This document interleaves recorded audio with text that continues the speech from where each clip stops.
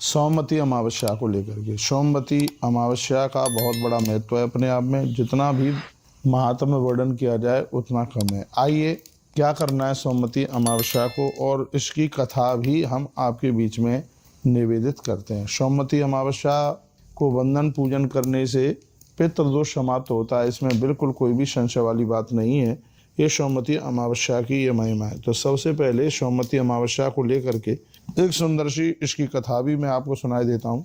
सोमवती अमावस्या का महत्व महाकाव्य महाभारत में बड़ा विस्तार पूर्वक पितामह भीष्म के द्वारा ये बताया गया है। उन्होंने कहा है कि पवित्र नदियों में डुबकी लगाने से अपने पुरखों की आत्मा को तो शांति मिलती ही है, लेकिन इससे हमारी स्वयं की भी समृद्धि बढ़ती है।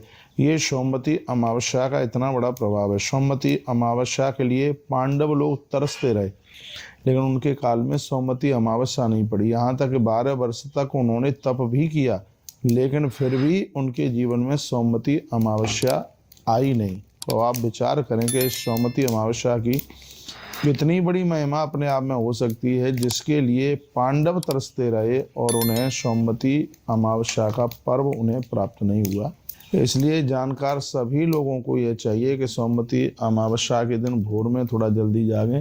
इसमें हरि और हर की पूजा का विधान है। हरि और हर यानी भगवान शंकर का भी अभिषेक करो और भगवान सालराम का भी अभिषेक करो। दोनों को एक संग रख करके एक साथ परात में रख करके और दोनों का अभिषेक करें तो बहुत ज़्यादा आनंद घर के पितृदोष को समाप्त करता है। घर में जो भी किसी भी प्रकार की अशांति है उसको भी यह दूर करता है। सोमवती अमावस्या की कथा इस प्रकार से, एक किसी नगर में कोई साहूकार रहता था। उसके 7 बेटे थे और उसकी एक बिटिया थी। 7 बेटे और एक बेटी थी। वहाँ पर रोज एक ब्राह्मण आते थे, महात्मा जी आते थे। वो बेटों को आशीर्वाद दे के जाते थे, लेकिन बिटिया को कभी उन्होंने आशीर्वाद नहीं दिया। तो एक दिन उस बेटी ने अपनी माँ को कहा, माँ ये गुरुजी आते हैं, ये भाइयों को आशीर्वाद दे करके जाते हैं, लेकिन इन्होंने कभी मुझे आशीर्वाद नहीं दिया। इसका मतलब क्या है, इसका कारण क्या है? तो एक दिन उस माँ ने उस महात्मा जी को पूछा क्या बात है। पहले तो महात्मा जी नहीं बोले और फिर महात्मा जी ने कहा कि ऐसी ऐसी बात है, इस बेटी का वैधव्य है, ये बहुत छोटे ही समय में विधवा हो जाएगी। इसको देख करके मुझे बड़ा कष्ट होता है। वो रो पड़ी, उसने चरण पकड़ लिए महात्मा जी के और ये कहा कि इस बेटी के अंदर जो कुयोग है इसको कैसे समाप्त किया जा सकता है। तब उस माता ने कहा कि यदि ऐसा हो सके, नदी के पार एक स्त्री रहती है, वो कपड़े धोने का काम करती है, यदि वह अपने हाथ से इसके मांग में सिंदूर भर दे तो इसका वैधव्य कुयोग है वो समाप्त हो जाएगा।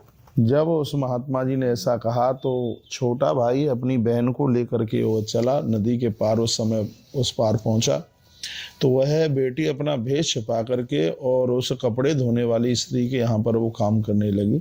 वो स्त्री इतनी प्रसन्न हो गई कि उसने उसकी मांग में सिंदूर भर दिया। फिर वह चल करके आई। ऐसा बताते हैं कि तत्काल वहाँ पर एक महर्षि, एक महापुरुष चल करके आए और उन्होंने कहा कि यदि यह बेटी सोमवती अमावस्या के दिन पीपल की प्रदक्षिणा और परिक्रमा करेगी तो निश्चित रूप से इसका सुहाग एक लंबी आयु के लिए जीवन जिएगा। तो बताते हैं कि उस बेटी ने सोमवती अमावस्या के पर्व में स्नान करके पीपल के दर्शन किए, पीपल की परिक्रमा करी। परिक्रमा खाली हाथों से की नहीं जाती है, कुछ उसके पास था नहीं, तो इसने ईंट के 108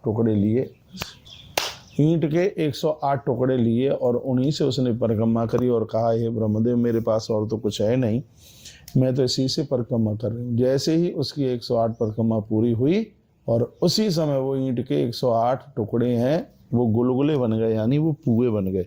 देवताओं का आह्वान किया, देवताओं ने उनको स्वीकार किया। सोमवती अमावस्या के लिए स्वयं देवता ये बोले हैं कि जो भी कोई सोमवती अमावस्या का जो पर्व करते हैं उनके जीवन में किसी भी प्रकार की कहीं कोई किसी भी प्रकार की तकलीफ नहीं होती।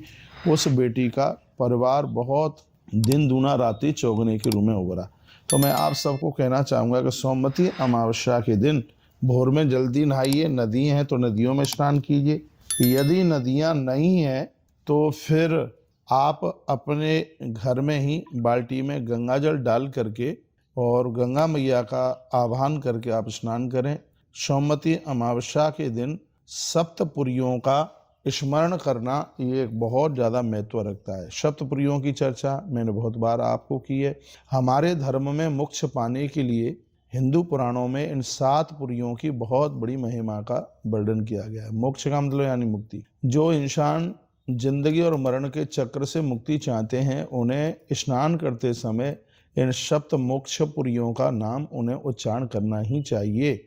इनकी इतनी बड़ी महिमा है, सप्तपुरियों की बहुत बड़ी महिमा है, और सप्तपुरियों का नाम लेते हुए ही आप स्नान करें। कौन कौन सी सप्तपुरियां? नंबर 1 में है अयोध्या। अयोध्या का नाम सप्तपुरियों में आता है, जो उत्तर प्रदेश के मां सरयू के किनारे पर जो दिव्य धाम बसा हुआ है। आज कौन उससे अनभिज्ञ है? अयोध्या पहले नंबर पर आती है। उसके बाद में श्री मथुरा जी है। मथुरा बड़ा अद्भुत है, बड़ा अद्भुत स्थान है, और आप सब मथुरा के बारे में जानते हैं, राजा सूरसेन की नगरी। ज़्यादा मुझे इसके बारे में बताने की जरूरत नहीं है। वाल्मीकि रामायण में भी मथुरा का वर्णन और वराह पुराण में भी मथुरा का बड़ा अद्भुत वर्णन किया गया है। उसके तत्पश्चात है हमारी काशी। मान्यता है कि भगवान विष्णु यहाँ काशी में आज भी नित्य भगवान विश्वनाथ के दर्शन करने के लिए आते हैं। ऋग्वेद इत्यादि ग्रंथों में काशी की महिमा महात्म्य का वर्णन बहुत किया गया। और फिर है हरिद्वार। और हमारे पौराणिक कथाओं में सागर मंथन के जो अमृत निकले हुए हैं, 14 रत्न निकले हैं, उसमें धन्वंतरी भगवान ने यहाँ पर जो अमृत की बूंदें डाली हैं, आज भी वहाँ कुंभ का पर्व लगता है।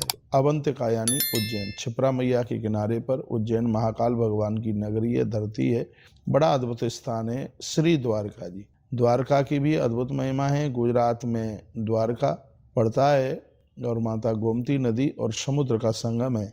कांचीपुरी, कांचीपुरी ये साउथ में पड़ती है, और जहाँ पर भगवान शंकराचार्य जी ने अपनी जहाँ पीठ बनाई, ऐसी पुष्पेशु जात पुरुषेशु विष्णु नारीषु रंभा नगरेशु कांची। कांची इतनी अद्भुत है, सप्तपुरी की महिमा शब्दों में बांधी नहीं जा सकती। इसलिए हमारे ग्रंथों में एक बड़ा सुंदर सा श्लोक है 7 पुरियों के लिए, वो मैं आपके बीच में आपको सुनाई देता हूँ। हो सके तो स्नान करते समय सोमवती अमावस्या के दिन इस श्लोक को बोल लीजिए। अयोध्या मथुरा माया काशी कांची अवंतिका पुरी द्वारावती चैवा सप्तैता मोक्षदायिका। देखो स्पष्ट लिखा है, अयोध्या मथुरा हरिद्वार काशी और कांची और अवंतिका और श्री द्वारका जी, ये ऐसी सप्तपुरियां हैं जो निश्चित रूप से ये मोक्ष प्रदानित करती हैं। तो सोमवती अमावस्या का दिन सप्तपुरियों का नाम लेते हुए, नदियों का नाम लेते हुए और हम और आप स्नान करें तो निश्चित रूप से सोमवती अमावस्या हमारे घर के कलह को समाप्त कर देगी। निश्चित रूप से ये हमें आनंद से भर देगी। किसी भी प्रकार का पितृदोष नहीं रहेगा। यह तो वर्णन हमारे ग्रंथों में ही किया गया है। दान की भी बहुत बड़ी महिमा है। सभी दानों में अन्नदान को भी बड़ा श्रेष्ठ माना गया है। तो इस दिन आप भंडारों के साथ में ज़रूरतमंद लोगों को भोजन कराइए और इसमें ना चूकिएगा, क्योंकि अमावस्या तो हर महीने में आती है, लेकिन सोमवती जो अमावस्या है वो तो कभी कभी इसका आगमन होता है। तो अपने भाग्य की सराहना करते हुए कि भगवान ने बड़ी कृपा करी है कि 8 तारीख को सोमवती अमावस्या पड़ रही है और इस समय हमें है कुरुक्षेत्र में है हम इस समय, और यहाँ पर विशाल भंडारा भी चल रहा है। बहुत आनंद हो रहा है। शिव महापुराण की कथा भी हो रही है। आपसे बने तो इस दिन ब्राह्मणों को भोजन, गरीबों को भोजन, जरूरतमंद लोगों को भोजन, जैसे अन्न का दान हो जाएगा। पितृदेवास तथा विप्राण तिथितिश्च महामुने यो नरः प्रीणये तान्य ही तस्तः पुण्यमनंतकम। हे महामुनि, जो पितर देवता ब्राह्मण तथा अतिथियों को अन्न देकर के प्रसन्न करता है उसको अनंत पुण्य प्राप्त होते हैं। इसमें बिल्कुल भी कोई संशय वाली बात नहीं है। इतनी बड़ी महिमा है। अन्न देने वाला इस लोक में तथा परलोक में भी सुखी रहता है। दाता को सुशील, मत्सर रहित तथा क्रोध रहित और उसे अन्न का दान अमावस्या के दिन करना चाहिए। लेकिन ये तो सोमवती अमावस्या है, इसलिए इसकी तो और ज़्यादा महिमा है। तस्मात् अन्नम विशेषेण दातुमिच्छन्ति मानवा अन्नेन सदृशम दानम न भूतम न भविष्यति। इसमें जो वर्णन किया गया है, इसमें कहा गया है कि दान तो बहुत है, लेकिन अन्न का दान बड़ा अद्भुत है। अन्न दान के समान न तो कोई दान हुआ है और न आगे कोई होगा।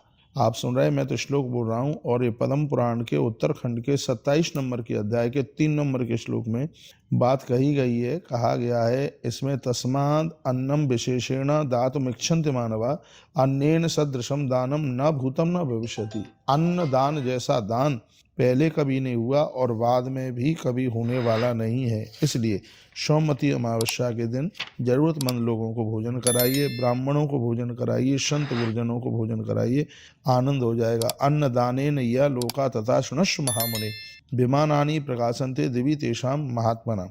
तो इसमें वर्णन किया गया है, कथाएं संतों ने सुनाई गई। एक अन्नदान करने वाले को जिन लोगों की प्राप्ति होती है उन लोगों का भी वर्णन किया गया है।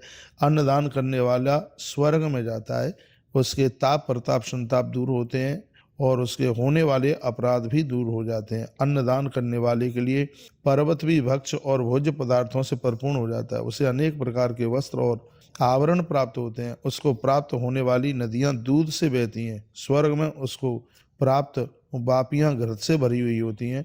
उसके भवन श्वेत वर्ण से चमकते हैं। उसकी सैया सोने की होती है। इसलिए महापुरुष को अन्नदान करना ही चाहिए था। अन्नदान करना बहुत ज़्यादा जरूरी है। लिखा है, प्रसादा सुवर्णाभया सय्याश कनकोज्ज्वला तदन्नम दातुमिच्छन्ति तस्माद अन्न प्रदो भवेत। ये वर्णन किया गया। पुण्यवान पुरुषों के लिए ही ये सब लोग हैं। अतएव अन्नदान महान फल देने वाला है। अतएव मनुष्यों को संसार में अन्नदान करना ही चाहिए। एते लोका पुण्यकृता अन्नदान महाफलम तस्माद अन्नम विशेषेण दातव्यम मानवैर्भुवि। तो यह पद्म पुराण के अंतर्गत अन्न की बड़ी महिमा का वर्णन किया गया है। तो आप जरूर जरूरतमंद लोगों को अन्न दें, उन्हें भोजन कराएं। सौमती अमावस्या को पितरों के लिए तर्पण करें और दीप दान करना ना भूलें। तुलसी मैया का पूजन और उनकी परिक्रमा, ये कुछ विशेष काम है वो सौमती अमावस्या के दिन होते हैं, जिससे घर में कोई पितृदोष ना रहे, कोई जनहानि ना हो, घर में आनंद ही आनंद होता है। यहाँ तक कि नारी की बंधी हुई कोख भी खुल जाती है सौमती अमावस्या के दिन दान पुण्य करने से, पर्व में स्नान करने से। बहुत बहुत धन्यवाद है आपका। वीडियो आपने पूरा सुना है।